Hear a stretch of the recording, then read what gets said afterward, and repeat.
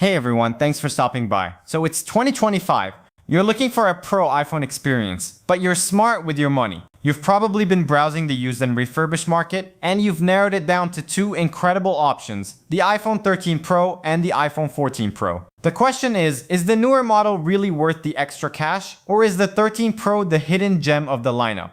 In this video, we're gonna break it all down. We're not just reading a spec sheet, we're talking about what these phones are actually like to use years after their release. We'll cover the design, the display, and yes, we're gonna talk a lot about the dynamic island, the performance on the latest iOS 18.5, the cameras, and the real-world battery life. We'll even tackle some of the long-term issues you absolutely need to know about before you buy one of these. By the end, I'll tell you which one I'd spend my own money on. And I'll be honest, the answer might surprise you. The best phone isn't always the newest one.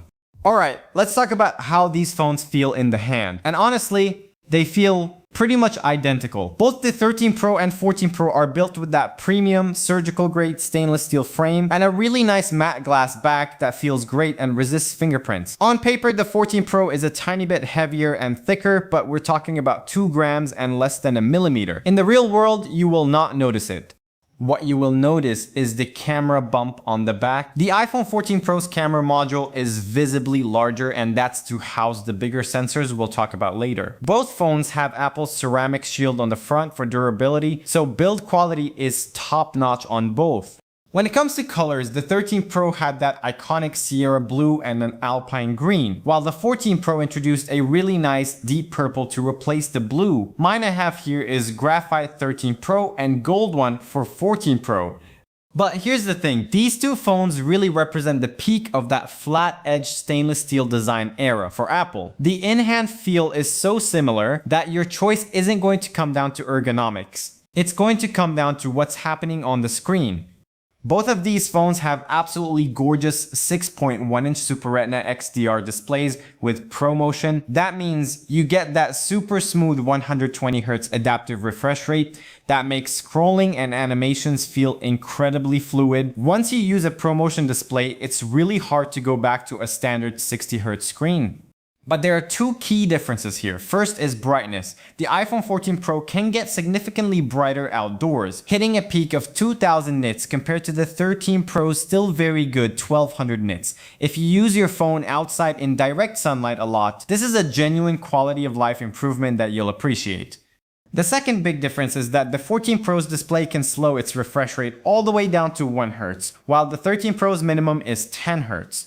This is what enables the always-on display on the 14 Pro. It lets you see your wallpaper, widgets, and notifications at a glance without waking the phone. By now in 2025, it's a feature you either love and can't live without, or you turn it off to save a bit of battery. It's a nice perk, but for many, it's not a deal breaker. Okay, this one is interesting. The iPhone 14 Pro gets rid of the notch and replaces it with the dynamic island. Apple markets this as a revolutionary feature that blends your notifications, alerts, and live activities into one interactive space. And when it works, it's pretty cool. It's great for seeing your timer at a glance, controlling your music or podcasts, or tracking a flight or sports score without having to pull down the notification center. The animations are super slick and it does feel very Apple. But here's the reality check for 2025. The initial hype has definitely cooled down. For one, third-party app support never quite reached the level we all hoped for. And for many people, the island is actually more intrusive than the notch, especially when you're watching a full-screen video, because it's lower down on the display.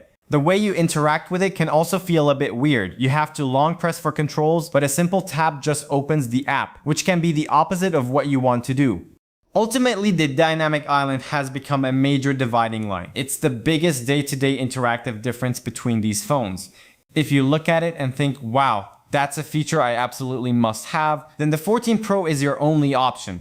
But if you're indifferent, or you actually prefer the less intrusive notch, then the value of the iPhone 13 Pro goes way up because you're not paying a premium for a feature you don't even want. Alright, let's get into the brains of the operation. The iPhone 13 Pro runs on the A15 Bionic chip, and the 14 Pro has the A16 Bionic. Now on paper and in benchmarks, the A16 is faster. It's built on a more advanced manufacturing process and has a more powerful GPU.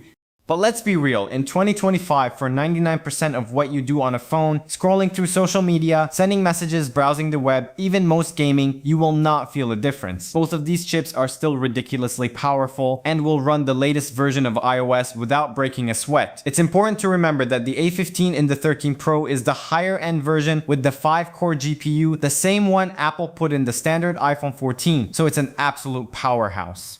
Now, this is a really important point for anyone buying in 2025. Both the 13 Pro and 14 Pro support iOS 18 and newer iOS 26 and will likely get updates for a few more years. But here's the kicker. Neither of them supports the full suite of new Apple Intelligence features.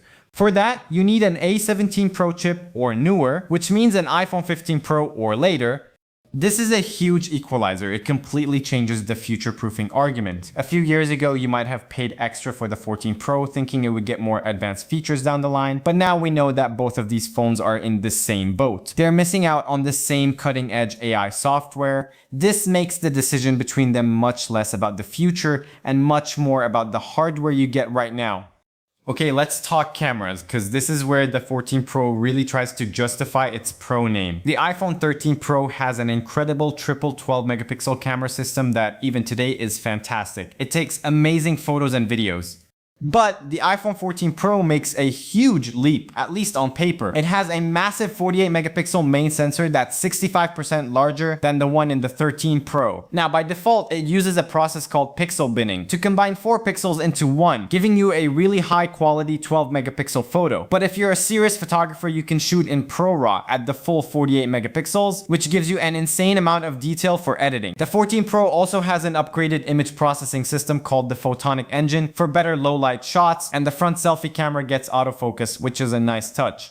For video, there are two big upgrades on the 14 Pro. The first is action mode. This is basically a built-in digital gimbal. It gives you incredibly smooth, stable video. Even if you're running or walking on shaky ground, it's seriously impressive, though it does crop in on your video and records at a slightly lower resolution to achieve the effect. The second upgrade is to cinematic mode, which is that feature that creates a shallow depth of field effect. The 14 Pro can shoot that in 4K, while the 13 Pro is limited to 1080p. It's a big jump in quality if you use that feature a lot. So which camera is right for you? Look, the iPhone 13 Pro's camera is still absolutely top tier in 2025.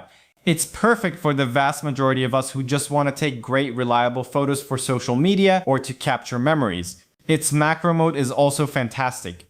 The iPhone 14 Pro's camera is for the serious mobile creator. It's for the person who's going to shoot in 48 megapixel ProRAW and spend time editing those huge files. It's for the vlogger who needs action mode to get smooth shots on the go. If you don't know if you need those specific features, you probably don't, and the 13 Pro will serve you perfectly well. Okay, now the battery. This one is interesting. On paper, the iPhone 14 Pro has a slightly larger battery, 3200 mAh versus 3095 mAh on the 13 Pro, so it should last longer, right? Well, not exactly. In many reviews and from my own experience, the iPhone 13 Pro often has better or at least equal real-world battery life. Some reviewers straight up said the 14 Pro's battery life was a step back from its predecessor. This is likely due to that brighter screen, the always-on display, and the more power-hungry A16 chip. Now this is the most important part for a used phone buyer. By 2025, these batteries have been through hundreds of charge cycles. Based on tons of user reports, a 3-year-old iPhone 13 Pro is likely to have a battery health somewhere in the 80s, maybe even high 70s. Mine at 75%. At that point, you'll definitely notice it not lasting as long, and a replacement is a good idea. But here's the twist. The iPhone 14 series seems to have batteries that degrade faster. Many users with 2-year-old 14 Pros are also reporting battery health in the mid-80s.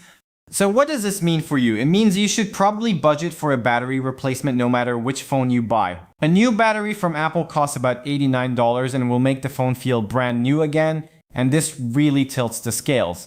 If you have to spend that money anyway, the lower upfront cost of the 13 Pro becomes even more appealing.